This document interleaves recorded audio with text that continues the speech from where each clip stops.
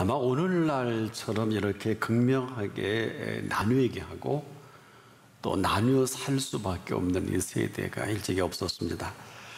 한 번도 경험해 보지 못한 새로운 경험을 할 수밖에 없는 매일 매 순간입니다.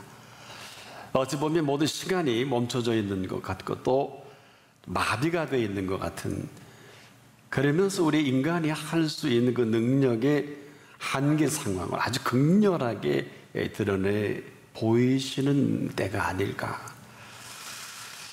오늘 이 본문을 보면 이 부분을 우리에게 잘 드러내 보여주고 있습니다. 회당장이 예수를 찾는데 아주 간절히 자기 딸이 병들어 죽게 된 것을 고쳐달라고 예수님께 아주 간청을 합니다. 그러니 놀라운 사실은 이 예수께서는 들으시고 답은 안 하시고 곧바로 고쳐주지 않고 12의 혈루증으로 앓는 이 여인을 고쳐주십니다. 이미 이 사실은 한 번 또 설교가 되어진 일이기 때문에 우리가 그냥 지나가겠습니다만은 이 과정이 쉽지 않았죠.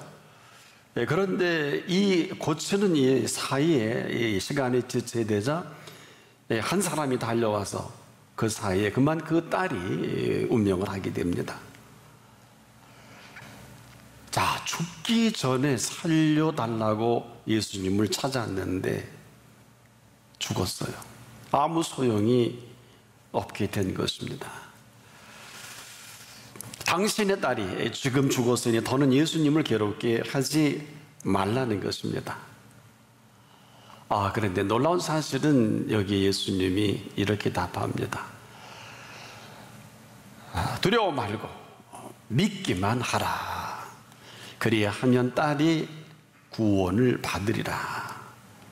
지금 죽은 딸입니다. 뭐 죽기 전이라면 혹 몰라도 지금 죽어 있는 이 딸에게 여러분 무슨 소망이 있겠습니까? 죽기 전에 간청을 할 그때 이건 뒤로 하고 엉뚱한 일로 12의 혈루증으로 앓는 이 여인을 고쳐주시는 그 사이 회당장의 딸은 죽어간 것입니다. 그런데 이 사실을 정확하게 들으시고 하신 예수님의 말씀입니다. 두려워 말고 믿기만 하라. 그리하면 딸이 구원을 받으리라. 산자 예수님이시면서 죽어 있는 자의 예수님이심을 피력합니다. 우리가 지금도 또 긴장하고 또 집중해야 될 부분이 이 부분입니다. 우리가 예수 그리스도 안에서 죽은 자와 산 자가 다르지 않다는 것입니다. 병들어 죽었다 할지라도 예수 그리스도 안에 있는 사실이 분명하다면 그 안에서 죽어 있는 이 사람까지라도 예수 그리스도께서는 죽어 있는 자의 예수 그리스도다. 자, 여기서 우리가 긴장이 되는 것은 이 딸아이가 병들어 죽게 되었을 때 예수를 찾지 않겠습니까? 그리고 그의 아버지 회당장은 조금도 예수 그리스도 앞에 물러서질 않아요. 사랑하는 딸의 병투로 죽었다는 전가를 받고도 그는 한 걸음도 예수 그리스도 앞을 물러서질 않습니다.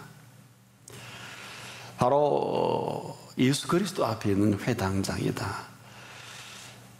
그곳에 머무는 동안에 어마어마한 일이 터졌지 않습니까? 딸이 숨을 거둔 거예요. 그럼에도 이 회당장은 예수 그리스도 앞이라는 이 사실이에요.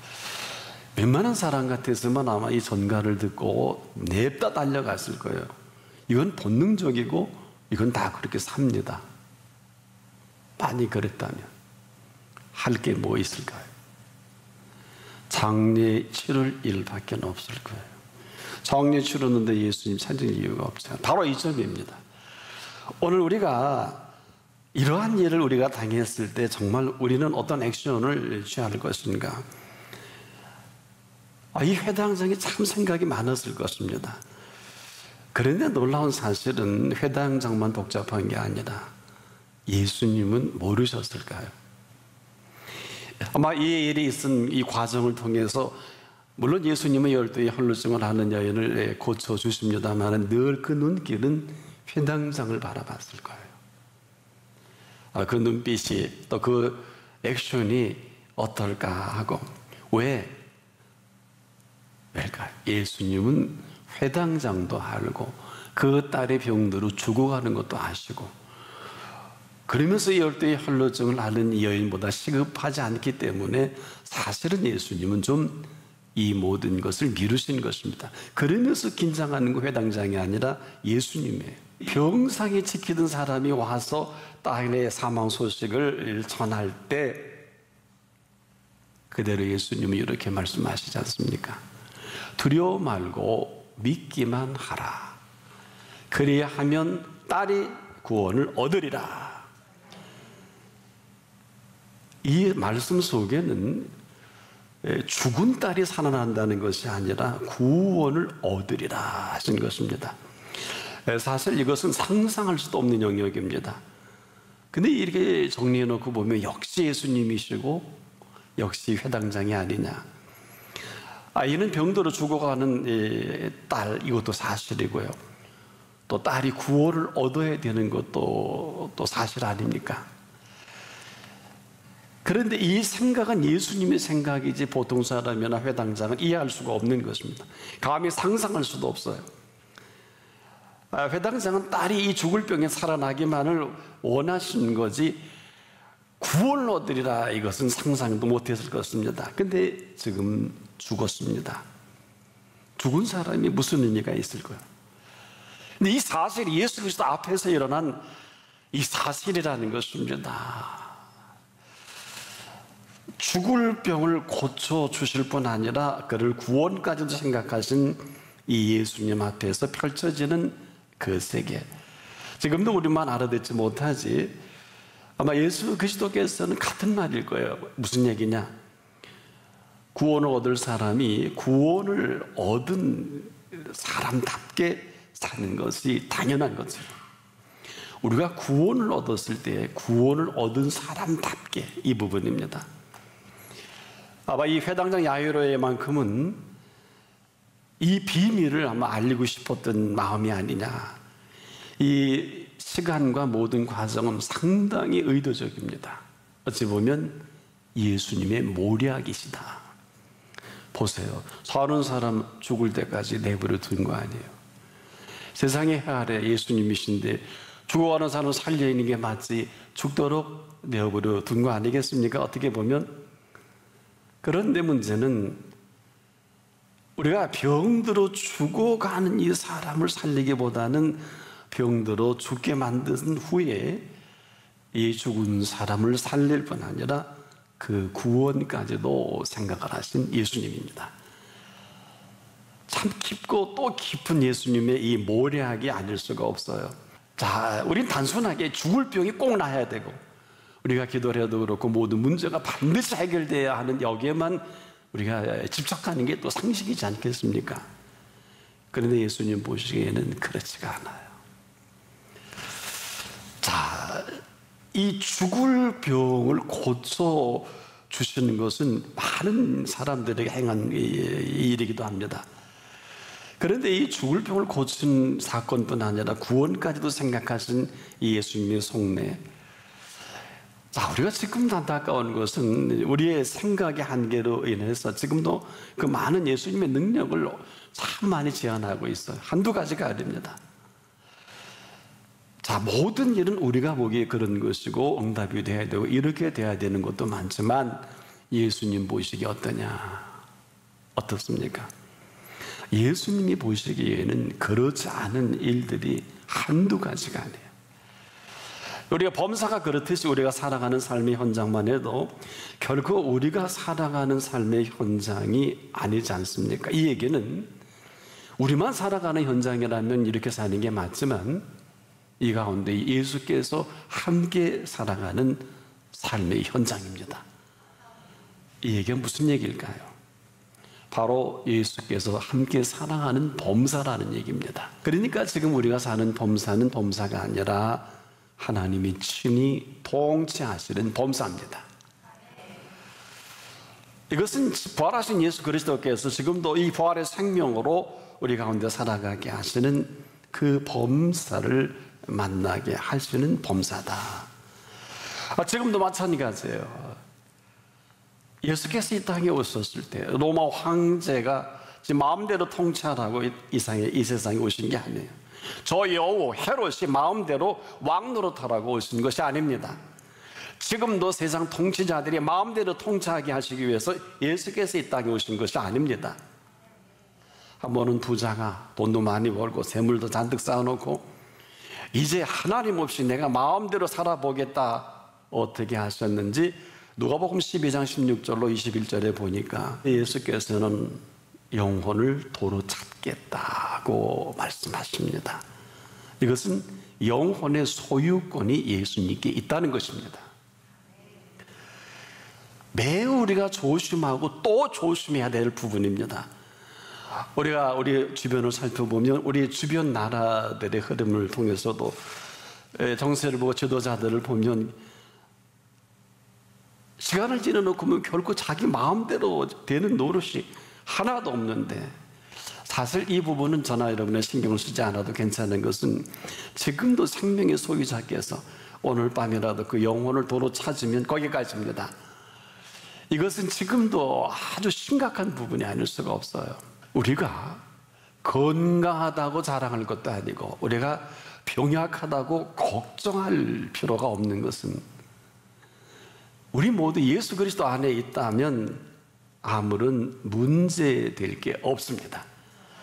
이 회당장 야이로의 딸의 경우만 보더라도 죽을 지경까지 간 딸의 병사를 알고 예수님을 찾은 것인데, 헤아리의 사랑하는 딸이 죽는 일보다 더 심각한 게 어디 있을까요? 아마 누구라도 아마 예수님이 바빴으면 바쁜 걸 보고 이게 또 도리가 아니겠는데 알량한 도리를 찾고 얼른 가서 딸의 병세를 좀 보고 다시 와, 그럴 수 있을 것입니다.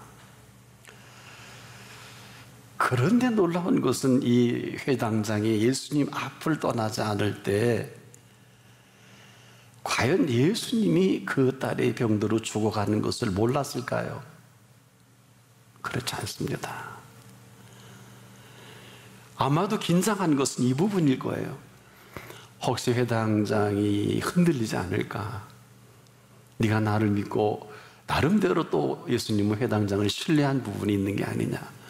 그래서 성경은 이 복음서에 보면 묘하게 그 회당장 야이로의 딸의 그 중한 병 사이에 12의 혈루증을 앓는 여인의 사건을 기록을 합니다. 그리고 그 여인의 사건을 마무리한 다음에 이 이야기가 계속되는 그 이유가 어디 있을까요? 그렇게 간단하지 않습니다. 문제는 이 회당장이에요. 엄청 사랑하셨던 모양이에요. 그리고서 이러한 이 과정을 통해서 네가 나를 찾는 근거가 뭐냐, 이것을 무언의 물음으로 물은 것이 아니냐. 그리고서 그 딸의 그 병으로 숨을 거두게 한 것이 아니냐. 그리고 사람이 달려와서 더는 예수님을 좀 귀찮게 하지 마십시오. 딸이 죽었으니까 하고 아마 돌아갈 것으로 생각한 것이 아니냐. 우리가 참 생각하는 우리 삶의 현장은 어떻습니까? 이 부분이, 자 보세요. 예수 밖이라면 세상 상식대로 살고 다 그 정서대로 갑니다만, 여러분 이런 거예요. 병들어 죽을 수도 있고 병들어 죽은 이후에라도 우리의 믿음이 현주소는 어디냐 한번 묻고 싶어요. 자, 다시 한번. 딸이 죽기 전에 찾았거든요.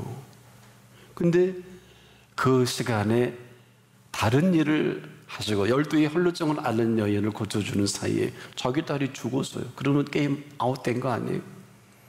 하나님의 뜻인가 보다. 예수님 앞에서 죽었으니까. 그리고 돌아가는 게 맞지 않겠냐. 근데 이 사람은 예수 그리스도 앞을 포기하지 않아요. 그 사이에 되어지는 모든 일로 정확히 감지했을 거예요. 왜? 아시는 대로 12해를 혈루증을 앓는 이 여인은 예수님 뒤로 와서 그 옷깃에 손만이라도 되면 내 혈루가 마를 것이라는 이러한 믿음을 가지고 고침을 받는 현장에 아마 가장 예리하게 본 분이 회당장이 아닐까. 어떻게 은혜를 받고 정리했는지 잘 모르겠습니다만은 저는 의도적으로 이 12의 혈루증 앓는 여인의 치유의 모든 모습을 그에게 보여준 게 아닐까. 그리고 나서 그 딸이 운명하도록 내버려 두신 예수님이 아닐까. 자, 우리가 여기서 하나 정리할 필요가 있어요. 회당장 야이로가 그 딸이 병들어 죽기 전에 예수님을 찾은 것도 사실이지만 찾은 예수 그리스도 앞에서 그 딸이 그 병으로 죽은 것도 사실이다. 그러면 이 죽은 딸의 이 사실을 두고 가장 우리가 민감하게 생각하고 귀를 기울여야 할 것은 예수님의 모습이에요. 과연 이 사건 속에 다시 정리해 볼게요. 이게 굉장히 중요합니다. 나나 여러분이나 우리가 누구나 다 예수 그리스도 앞에 있다고 생각합니다. 또 누구나 다 예수 그리스도 앞에 신앙생활 한다고 합니다. 그런 데가 붙어요. 근데 상식이라는 게 있어요. 만약에 이 백부장이 들썩날썩했다면, 그렇죠, 그럴 수 있잖아요. 지금 뭐 백부장이 할 게 아무것도 없잖아요. 예수님이 사역하시는데 옆에서 구경할 거예요. 어떻게 할까요? 나와 관계없는 그러한 일이 벌어지는데 아마 예수님이 더 긴장하셨을 것 같아요. 혹시가 가면 어떡할까? 아마 가면 그대로 너는 네 딸이 죽는 게 네 믿음이다 하고 내버려 두지 않았을까? 왜? 아니 지금 12회를 가해를 해서 이게 사실 부인병인데 12년 동안이나 고통을 받는 이 여인이 시급할까요? 아니면 12살까지 잘 자라다가 12살에 병들어 죽게 된 이게 더 시급할까요? 아마 이런 사실 때문에 어찌 보면 이 회당장은 더 관심을 갖는 것이 아니냐. 근데 역시 예수님이고 역시 회당장이다 하는 생각이, 성경을 보면 이 회당장이 예수님이 그 여인을 고치고 사역하실 때 방해를 하거나 불평을 하질 않아요. 심지어 딸이 사망했다는 이 소식을 듣고도 아이고 예수님 좀 진작에 제가 부탁할 때 좀 가주시면, 그런 말 할 만하잖아요. 불평도 할 수 있고. 그런데 이 사람 전혀 그런 말 하지 않습니다. 어찌 보면 자기 딸이 태어날 때부터 고통받은 이 여인, 그 즐거로 고통 중에 성경을 이렇게 기록을 하죠. 있는 재산이 많았던가 보죠. 되게 돈 많은 사람들이 의원을 의지합니다. 성경은 그렇게 중요하게 기록을 하죠. 저가 있는 재산도 다 허비하고 이 의원 저 의원 다 다녔는데 12년 동안 있는 재산 다, 재산이 없고 병원 죽을 것 같았으니까 예수님을 찾지, 재산이 좀 많고 아직도 의원들이 가능성을 가졌다 그러면 안 찾을런지도 모르겠어요. 오늘 이 세대가 어떤 세대일까요? 아직도 우리가 할 게 남아있는 세대입니까?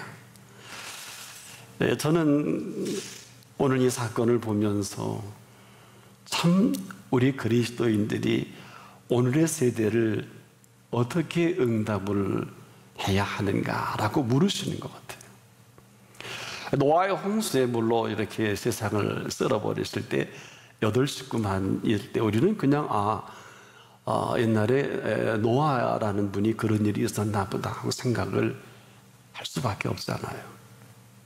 그럼 이 시대에 지금 뭐 온통 난리지 않습니까? 뭐 한마디로 뭐 얘기할 수도 없어요.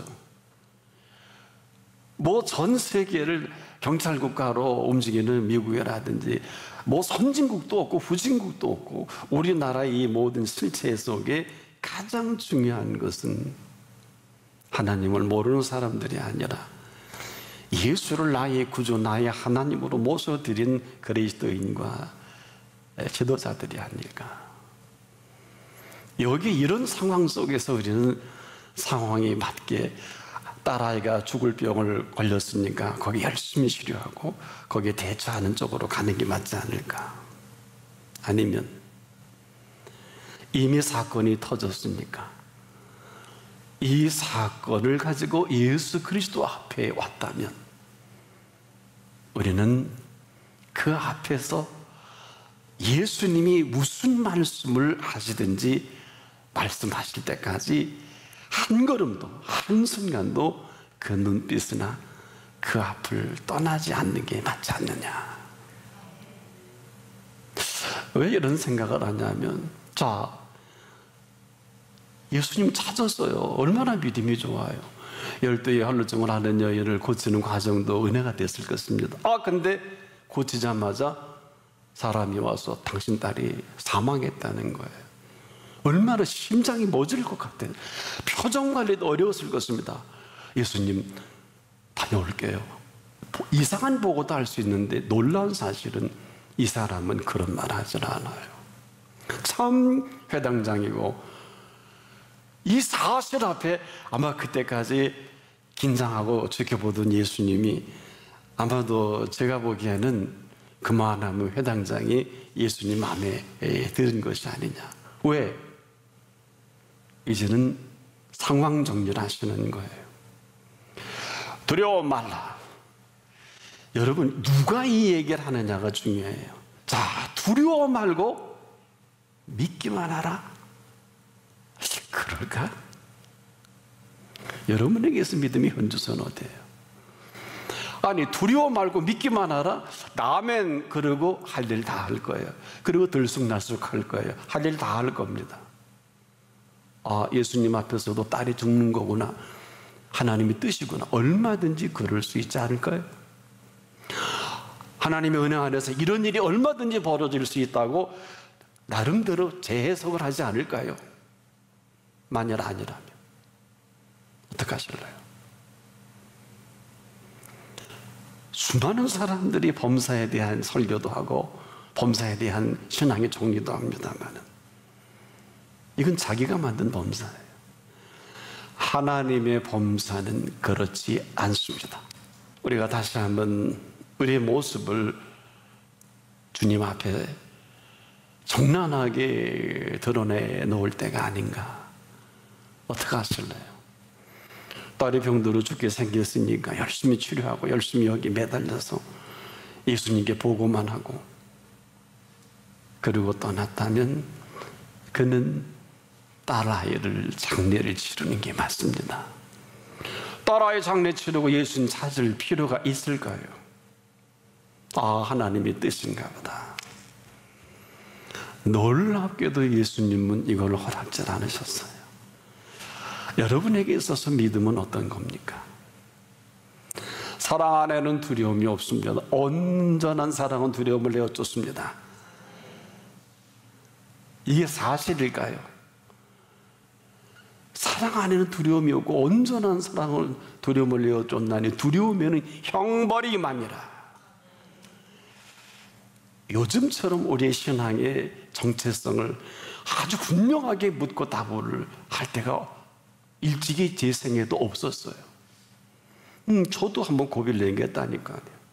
며칠 전에 폐혈증으로 얼마든지 끝날 수 있는 가능성이 제 체질에는 너무나 많이 노출되어 있어요. 그래서 저는 조용히 준비를 했다니까요. 왜? 저는 지금 주님이 불러도 여한이 없어요. 왜? 이제까지 제 생에 나타나신 하나님의 하나님 되심과 예수들의 그 피값으로 국내적으로 하나님이 하신 일을 제가 할 수 있는 힘껏 다 이루었기 때문에 여한은 없어요. 그런데 또 하나님께서 다시 힘을 주셔서 오늘 이 강단에 설 수 있게 하신 것입니다. 그렇다면 제가 이 설교를 하는 게 맞다. 뭐냐? 회당장이 만일에 그 발 앞에 한순간이라도 딸이 죽은 이 아픔 속에 들쑥날쑥했다면 애당도 찾지나 말지, 얼른 가서 도착할 때 딸이 운명했을런지도 몰라요. 우리가 지금도 믿음의 현주소를 물을 수밖에 없는 것은 우린 지금까지 상식선에서 모든 상황과 범사를 이해합니다. 그건 우리들의 범사예요. 결코 하나님의 범사는 아닙니다.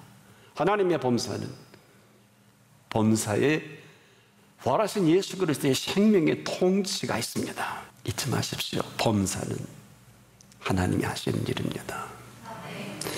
모든 범사는 지금 하나님이 하시는 일입니다. 그렇다면 하나님께 묻는 게 맞아요. 어마어마하네요. 오늘 믿음의 현주소를 꼭 물어보고 싶어요. 들쑥날쑥할 건지, 내가 그렇게 믿고 기도했다가 그분이 답을 안 하신다고, 일이 터졌다고, 돈 몇 푼 번다고, 딸아이가 죽었다고, 부모가 돌아가셨다고, 맞잖아요. 그래서 장례는 우리가 치르는 거예요. 근데 이 장례는 예수님이 집례하지 않으시고 아이가 잔다 하셨습니다. 그리스도 안에서는 다 자는 것입니다. 그리스도 안에서는 살아있는 자는, 그리스도 안에는 죽어있는 자는 하나입니다. 오늘 이 사실을 물을 때 아무리 힘들고 이해가 되지 않고 참으로 어찌 이런 일이 벌어질 수 있느냐라고 하는 세대가 이 세대가 아니냐.